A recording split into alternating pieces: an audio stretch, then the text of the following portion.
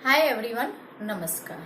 आज मैं अव्यय का पद परिचय वीडियो लेकर आई हूँ। अगर आपको ये मेरा वीडियो पसंद आ रहा है तो उसको सब्सक्राइब जरूर कीजिएगा। आपने जैसा कि देखा होगा कि पिछले वीडियो में मैंने आपको विकारी शब्दों का पद परिचय समझाया था, जैसे कि संज्ञा का पद परिचय था, सर्वनाम का पद परिचय, विशेषण का पद परिचय और क्रिया का पद परिचय।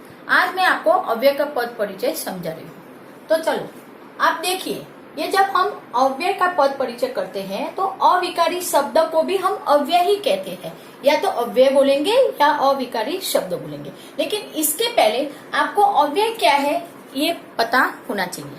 अव्यय उसको कहते हैं जिन शब्दों के रूपों में लिंग, वचन, कारक, काल के कारण परिवर्तन नहीं होता है, उन शब्दों को अविकारी शब्द या अव्यय कहते हैं। अब अव्यय के 4 भेद हैं। तो देखिए, सबसे पहला भेद है क्रिया विशेषण, दूसरा है समुच्चय बोधक अव्यय, तीसरा है संबंध बोधक और चौथा है विस्मयादि बोधक। अब क्रिया विशेषण जो शब्द क्रिया की विशेषता बताता है उसको हम क्रिया विशेषण कहते हैं। इसके भी भेद है, वो मैं अभी बाद में आपको बताऊंगी।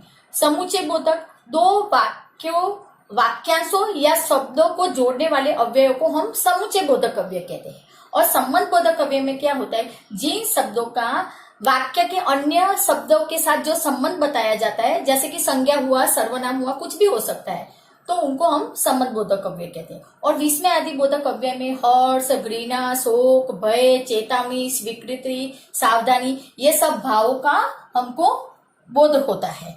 तो ये सारे क्रिया विशेषण, समुच्चय बोधक, संबंध बोधक, विस्मय आदि बोधक, इनका पद परिचय में अब आपको विस्तार पूर्वक समझ।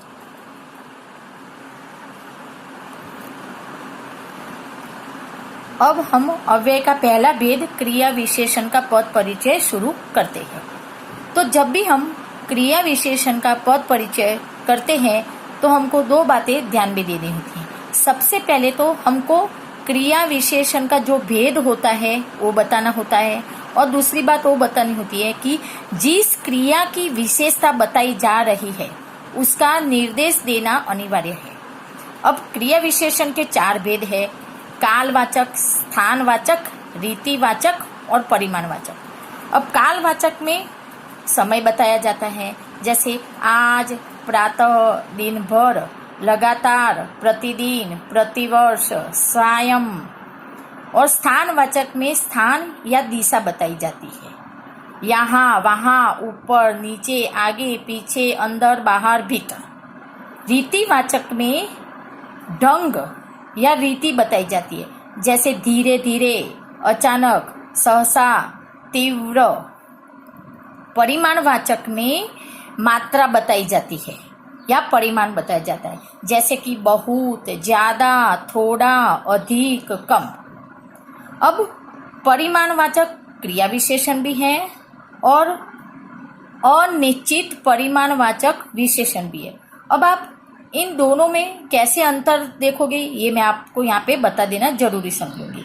जैसे कोई क्रिया के पहले बहुत, ज्यादा, थोड़ा, कम, अधिक लिखते हैं तो परिमाणवाचक विशेषण आता है, और किसी संज्ञा के पहले बहुत, ज्यादा, थोड़ा, कम लिखते हैं तो अनिश्चित परिमाणवाचक विशेषण हो जाता है। जैसे कि मैं 2 आपको उदाहरण बताती हूँ, एक विशेषण का और एक क्रिया विशेषण का। जैसे कि गीता कम चीनी लाओ, तो यहाँ पे चीनी क्या है, संज्ञा है, और उसके आगे मैंने कम लगाया है तो ये अनिश्चित परिमाणवाचक विशेषण हो जाएगा। अब इसी उदाहरण को मैं दोबारा बोल रही हूँ, गीता चीनी कम लाओ, तो ये क्रिया विशेषण हो जाएगा, क्योंकि ये लाओ के पहले लगा है कम। तो आपको ये बात ध्यान में रखनी है कि किसी संज्ञा के पहले कम, थोड़ा, ज्यादा, अधिक, बहुत रखते हैं तो अनिश्चित परिमाणवाचक विशेषण हो जाता है, और किसी क्रिया के पहले कम, ज्यादा, थोड़ा, बहुत, अधिक लगाते हैं तो वो परिमाणवाचक क्रिया विशेषण बन जाता है।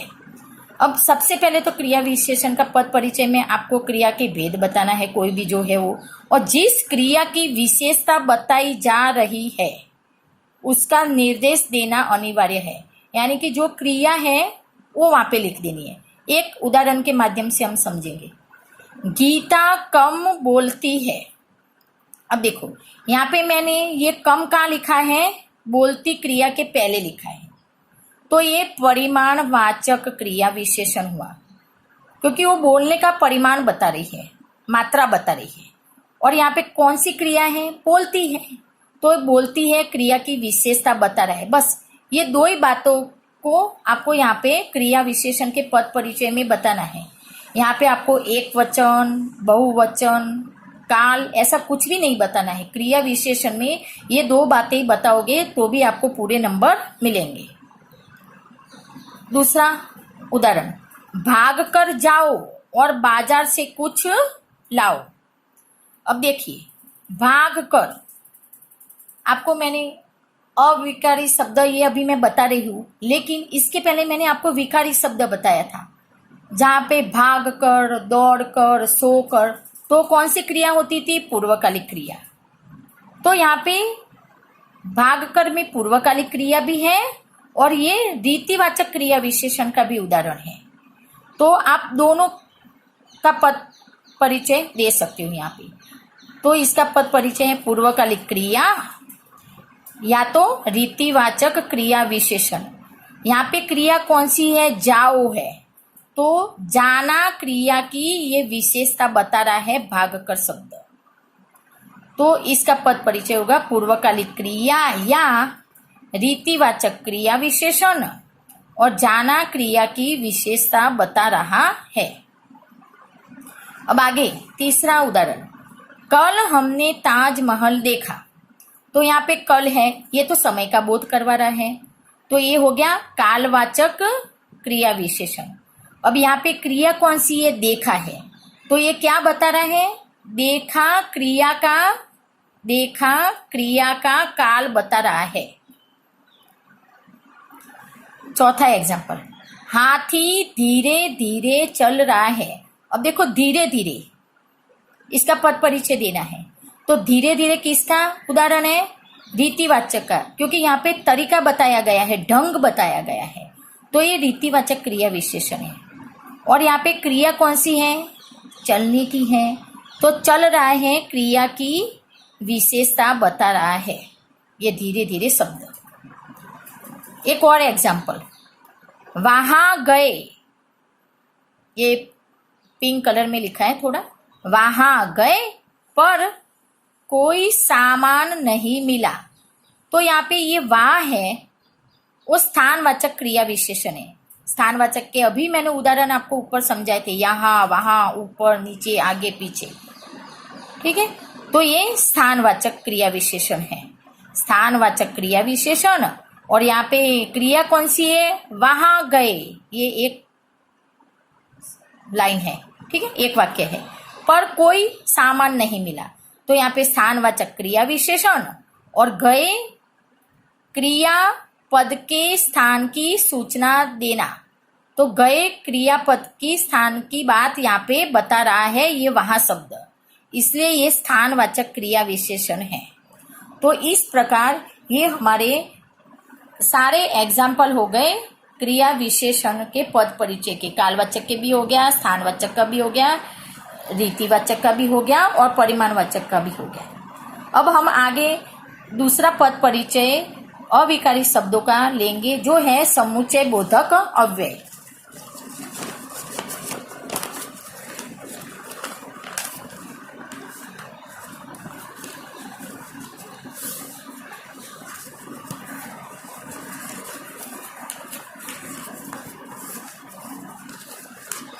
अब जब हम समुच्चय बोधक का पद परिचय लेते हैं तो सर्वप्रथम आपको पहले तो समुच्चय बोधक अव्यय क्या है, दो पदों या दो उपवाक्यों को जो जोड़ने वाले अव्यय होते हैं उसको हम समुच्चय बोधक अव्यय कहते हैं।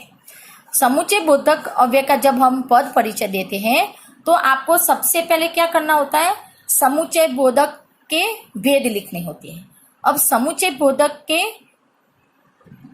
बोधक के दो भेद हैं, समानाधिकरण समुच्चय बोधक अव्यय और व्यधिकरण समुच्चय बोधक अव्यय। और जिन पदों या वाक्यों को मिला रहा है उसका निर्देश देना अनिवार्य है। पद मतलब शब्द, जो दो शब्दों या दो वाक्यों, उपवाक्य वाक्य कोई कहते हैं, जो छोटे छोटे वाक्य होते हैं उनको कहते हैं। तो ये दो वाक्यों को मिलाते हैं, उसका निर्देश देना अनिवार्य है। अब इसके दो भेद हैं, समानाधिकरण, व्यधिकरण। वो तो मैंने आपको पहले बता ही दिया। अब समानाधिकरण समुच्चय बोधक अव्यय में और, किंतु, परंतु, लेकिन, अन्यथा, या, तथा ये आएंगे। और व्यधिकरण समुच्चय बोधक अव्यय में इसलिए, क्योंकि, मानो, तथापि और छोटी ई की मात्रा वाली की बीच में आती है। लेकिन आपको देखो, मैं एक बात और बता देना चाहती हूँ कि जब हम समुच्चय बोधक का पद परिचय देते हैं तो आपको ये समानाधिकरण और व्यधिकरण ये नहीं पता है तो कोई बात नहीं, आप सिर्फ इतना ही लिख दोगे तब भी आपको पूरे नंबर मिलेंगे कि समुच्चय बोधक अव्यय। और फिर जिस दो पदों या वाक्यों को मिला रहा होता है उसका निर्देश देना अनिवार्य है। मतलब वो दो शब्दों बता दोगे या वो दो वाक्यों को बता दोगे तो भी आपको यहाँ पे नंबर पूरे मिलेंगे। अब एक उदाहरण के माध्यम से मैं ये आपको समझा रही हूँ। देखो, पहला उदाहरण है, वे विद्यालय गए परंतु वहां अवकाश था। अवकाश छुट्टी को बोलते हैं। तो यहाँ पे ये परंतु है, ठीक है। तो ये परंतु किसका उदाहरण है? वैसे तो ये समानाधिकरण का उदाहरण है। समानाधिकरण समुच्चय बोधक अव्यय है। तो आप सर्वप्रथम तो इसका पद परिचय दोगे तो आप लिखोगे समुच्चय बोधक अव्यय। अब इसका भेद क्या है? समानाधिकरण। तो फिर आपने लिखा समानाधिकरण। अब यहाँ पे दो वाक्य है, देखिए, वे विद्यालय गए और दूसरा वाक्य है यहाँ पे वहां अवकाश था। तो आपको इन्वर्टेड कॉमा में लिखोगे वे विद्यालय गए तथा वहां अवकाश था। इन दोनों वाक्यों को जोड़ रहा है। ये जो परंतु है, ये अव्यय, ये दो वाक्यों को जोड़ने का कार्य कर रहा है, इसलिए ये समुच्चय बोधक अव्यय है। अब आप समुच्चय बोधक अव्यय लिख दिया तथा वे विद्यालय गए वहां अवकाश था, इन दो वाक्यों को जोड़ रहा है, इतना लिखोगे तो भी आपको नंबर मिलेंगे। आपको अगर ये समानाधिकरण या व्यधिकरण नहीं आ रहा समझ में तो वो छोड़ देना, तब भी आपको पूरा नंबर मिलेगा। अब चलिए दूसरा एग्जाम्पल, तुम प्रयत्न करो अन्यथा अनुत्तीर्ण हो जाओगे। अन्यथा का पद परिचय देना है।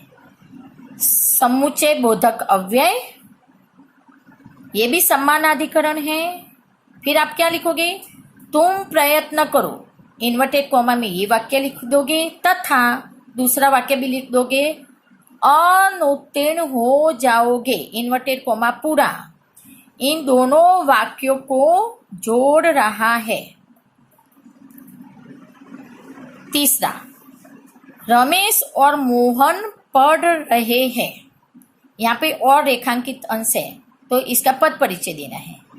ये भी है समुच्चय बोधक अव्यय, ये भी है समानाधिकरण। अब ये जो उदाहरण है इसमें वाक्यों को नहीं जोड़ा जा रहा बल्कि पदों को जोड़ा जा रहा है। एक रमेश पद है और दूसरा पद है मोहन। तो आप इसका पद परिचय लिखोगे रमेश, इन्वर्टेड कॉमा में रमेश, फिर दोबारा इन्वर्टेड कॉमा में मोहन। इन दो शब्दों को जोड़ रहा है। ऐसे शब्दों का भी पद परिचय देते हैं यहाँ पे समुच्चय बोधक शब्दों का। वह बीमार थी इसलिए विद्यालय नहीं आ सकी। यहाँ पे इसलिए है, ये एग्जाम्पल समुच्चय बोधक अव्यय है, लेकिन ये कौन सा है? व्यधिकरण। व्यधिकरण समुच्चय बोधक अव्यय है, व्यधिकरण का है, क्योंकि इसलिए है वह बीमार थी तथा विद्यालय नहीं आ सकी। इन दोनों को जोड़ रहा है। इस प्रकार ये समुच्चय बोधक अव्यय का पद परिचय हो गया। तो आपको जब समुच्चय बोधक का पद परिचय करते हो तो आप सर्वप्रथम लिखोगे समुच्चय बोधक अव्यय, और जो दो वाक्य होते हैं या जो दो शब्द होते हैं उनको वहां पे बता दोगे, तो भी आपको इसके पूरे नंबर मिलेंगे। अब मैं आगे संबंध बोधक अव्यय का पद परिचय आपको बताऊंगी। ठीक है, तो संबंध बोधक अव्यय। अब संबंध बोधक अव्यय किसको कहते हैं? जिन शब्दों से संज्ञा अथवा सर्वनाम का वाक्य के दूसरे शब्दों के साथ संबंध जाना जाता है, वे संबंध बोधक अव्यय कहलाते हैं। जब संबंध बोधक अव्यय का पद परिचय देते हैं तो सर्वप्रथम हमको संबंध बोधक के भेद बताने होते हैं। ठीक है, तथा जिससे संबंध दर्शा रहे हैं उसका निर्देश देना होता है। वो बात को बतानी होती है, मतलब वो शब्द कौन सा है ये बताना होता है। तो संबंध बोधक के देखो ये सारे भेद है: काल सूचक, स्थान सूचक, कारण सूचक, दिशा सूचक, साधन सूचक, विरोध सूचक, समानता सूचक, तुलना सूचक, ये सारे संबंध बोधक के भेद है। अब काल सूचक में देखिए, के आगे, के पीछे, के पहले, के पश्चात, के पूर्व, के उपरांत, ऐसे शब्द आएंगे। स्थान सूचक में स्थान बताना होता है, के अंदर, के बाहर, के ऊपर, के नीचे, के भीतर। कारण सूचक में के मारे, के लिए, के कारण। दिशा सूचक में के सामने, के प्रति, के और, के आसपास। साधन सूचक में के सहारे, के द्वारा, के जरिए। विरोध सूचक में के प्रतिकूल, के विपरीत, के विरुद्ध, के उल्टे। समानता सूचक में के अनुसार, के बराबर, के तुल्य, की तरह, के समान। तुलना सूचक में की अपेक्षा, के सामने। व्यतिरेक वाचक में के अलावा, के अतिरिक्त, के सिवा, के रहित। ये हो गए संबंध बोधक अव्यय के सारे भेद। अगर आपको संबंध बोधक के भेद नहीं आते तब भी आप इतना भी लिख दोगे संबंध बोधक अव्यय, और जिससे संबंध बता रहा है उसका निर्देश दे दोगे, तब भी आपको नंबर पूरे मिलेंगे। अब देखो मैं एक एग्जाम्पल दे रही हूँ। वह दर्द के मारे, देखो यहाँ पे के मारे के नीचे अंडरलाइन किया गया है, रेखांकितन से है ये, चीख पड़ा। तो यहाँ पे के मारे का आपको पद परिचय देना है। तो के मारे क्या है? संबंध बोधक अव्यय है। ठीक है, अब के मारे ये कारण सूचक है, मतलब कि कारण बोधक इसका भेद है। तो आपको अगर पता है तो आप लिख देना, अगर नहीं पता है तो आप संबंध बोधक अव्यय लिख देना, तब भी आपको पूरे नंबर मिलेंगे। फिर आपको क्या बताना है? इसका संबंधी शब्द बताना होता है। यहाँ पे देखो ये दर्द है, ये उसका संबंधी शब्द है। वह दर्द के मारे चीख पड़ा। क्या हो रहा था? उसको दर्द हो रहा था, तब वो चीखा है, इसलिए इसका संबंधी शब्द दर्द है। तो देखो इसका पद परिचय लिखोगे संबंध बोधक अव्यय, कारण सूचक, फिर आप ब्रैकेट में लिख देना इसका संबंधी शब्द है दर्द। दूसरा उदाहरण, कमरे के बाहर जाओ। के बाहर, इसका पद परिचय देना है। के बाहर क्या है? ये संबंध बोधक अव्यय है। बाहर लिखा है यहाँ पे, तो ये पता ही चल जाता है कि ये स्थान सूचक है, तो फिर आपने लिखा स्थान सूचक। और इसका संबंधी शब्द क्या है? कमरा है। क्यों? क्योंकि पहले वो कमरे के अंदर था, अब क्या है? कमरे के बाहर जाने की बात कहेंगे, तो कमरे के बाहर, तो उसका संबंध बताया जा रहा है। तो यहाँ पे कमरा। मेरे घर के सामने मंदिर है। के सामने, ये दिशा सूचक है। तो संबंध बोधक अव्यय, दिशा सूचक, और इसका संबंधी शब्द बताना है घर। घर के सामने है, इसलिए ये घर इसका संबंधी शब्द है। तो ये हो गया घर। धन की अपेक्षा विद्या की अधिक महत्ता है। की अपेक्षा, तो ये तो तुलना की जा रही है, पता ही चला जा रहा है हमको। तो ये संबंध बोधक अव्यय, तुलना सूचक, और इसका संबंधी शब्द क्या है? धन। धन धन की अपेक्षा विद्या की अधिक महत्ता है, तो धन की अपेक्षा की बात की गई है, तो इसका संबंधी शब्द है धन। मुझे फोन के द्वारा सूचित करना। यहाँ पे फोन क्या है? साधन सूचक। यहाँ पे के द्वारा क्या हो गया? संबंध बोधक अव्यय। किसके द्वारा करना है? फोन के द्वारा, तो इसका संबंधी शब्द हुआ फोन, और के द्वारा है साधन सूचक। आपको फोन साधन ही है, एक फोन के माध्यम से ही आपको सूचित करना है, यहाँ पे बताया गया है, तो ये साधन सूचक हो गया। तो इस प्रकार ये संबंध बोधक अव्यय का पद परिचय हो गया। तो आपने क्या करना है, यहाँ पे जब संबंध बोधक का पद परिचय देते हैं तो आप पहले ये संबंध बोधक अव्यय है कैसे पहचानोगे? के लिखा होगा।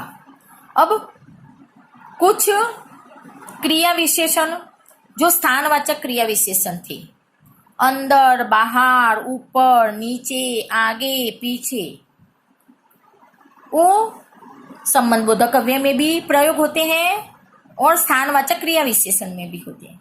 लेकिन अगर सिर्फ अंदर लिखा है, बाहर लिखा है, भीतर लिखा है, तो कालवाचक क्रिया विशेषण हो जाएगा, स्थानवाचक क्रिया विशेषण हो जाएगा।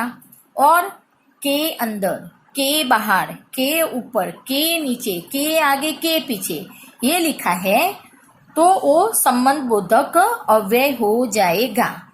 अब आप पहचानोगे कैसे, ये भी बता देती हूँ। अगर भीतर, अंदर, बाहर, नीचे, ऊपर ये शब्द क्रिया के पहले आता है तो उसको आप स्थानवाचक क्रिया विशेषण लोगे, और संज्ञा या सर्वनाम के साथ आता है तो उसको आप संबंध बोधक अव्यय लोगे। जैसे यहाँ पे लिखा है कमरे के बाहर जाओ, तो यहाँ पे देखो ये बाहर है, के बाहर है, वो जाओ क्रिया के पहले लिखा है, तो ये संबंध बोधक अव्यय हो गया। अब इसी बात को मैं स्थानवाचक क्रिया विशेषण की तरह बताती हूँ। गीता भीतर जाओ, गीता भीतर जाओ, अगर ये मैं बोल रही हूँ तो ये हो जाएगा क्रिया विशेषण। अगर के भीतर लिखती हूँ तो हो जाएगा संबंध बोधक अव्यय।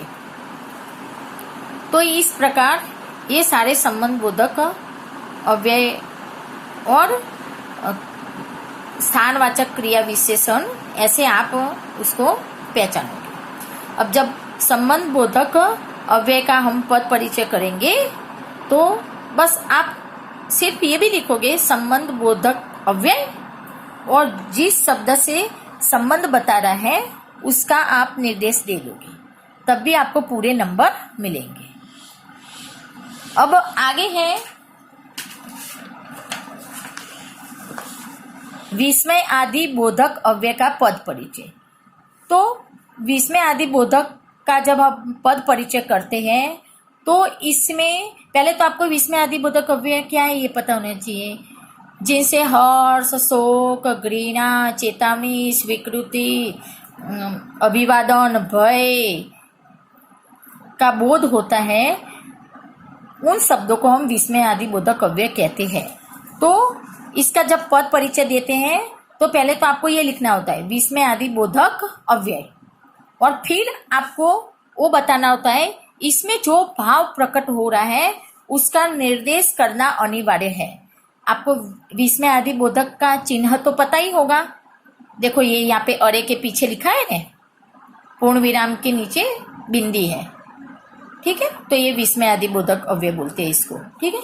तो अब इसके सारे भेद है, देखो विस्मय सूचक, हर्ष सूचक, शोक बोधक, घृणा सूचक, क्रोध सूचक, संबोधन बोधक, स्वीकृति बोधक, सावधान सूचक, अभिवादन सूचक, भयबोधक। आपको ये सब भेद यहाँ तो लिखने ही पड़ेंगे।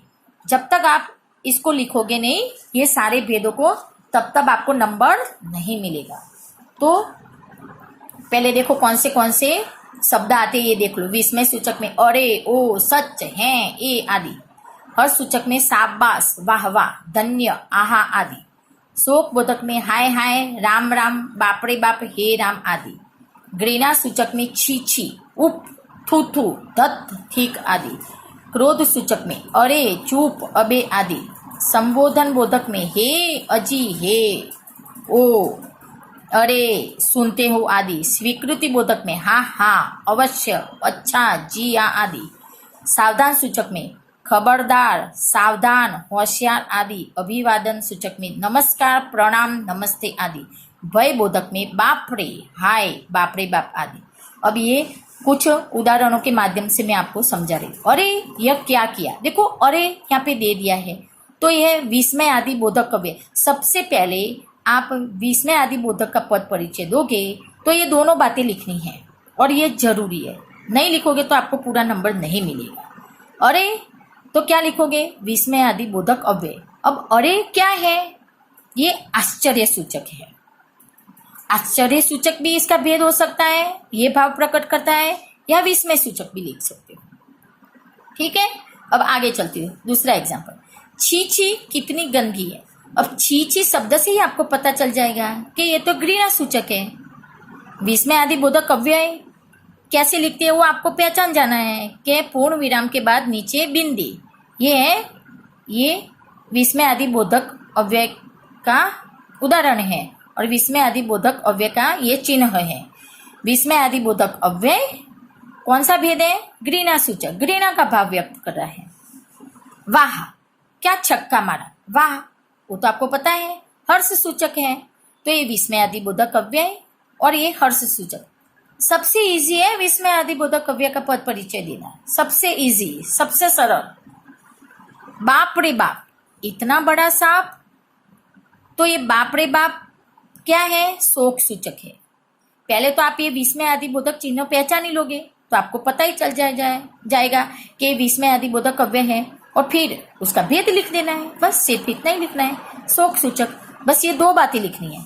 खबरदार, जो बस के बाहर हाथ निकाला, खबरदार, यहाँ पे सावधान सूचक है, सावधान किया जा रहा है उसको क्या, खबरदार, जो बस से बाहर हाथ निकाला, तो ये विस्मय आदि बोधक अव्यय है और सावधान सूचक है। चुप, अधिक मत बोलो, चुप है विस्मय आदि बोधक अव्यय और चुप क्रोध सूचक शब्द है। तो बस ये इसका हो गया पद परिचय, विस्मय आदि बोधक अव्यय, क्रोध सूचक। तो जब भी विस्मय आदि बोधक अव्यय का पद परिचय दोगे तो आपको दो बातें सिर्फ लिखनी है। सबसे पहले तो विस्मय आदि बोधक अव्यय और जो भाव प्रकट करता है उसको वहां पे लिख देना है। तो ये हमारा ये पूरा अविकारी शब्दों का पद परिचय आज समाप्त हुआ। अब आप जो मैंने यहाँ पे आपको बातें बताई है अविकारी शब्दों की पद परिचय से संबंधित, वो बात आप एक बार समझो। अगर नहीं समझ में आ रहा है तो दूसरी बार ये वीडियो खोलिए और दूसरी बार समझिए, और कुछ नोट करना चाहो तो इसको आप नोट भी कर सकते हो। तो आपको बहुत ही सरलता रहेगी ये अविकारी शब्दों का पद परिचय समझने की।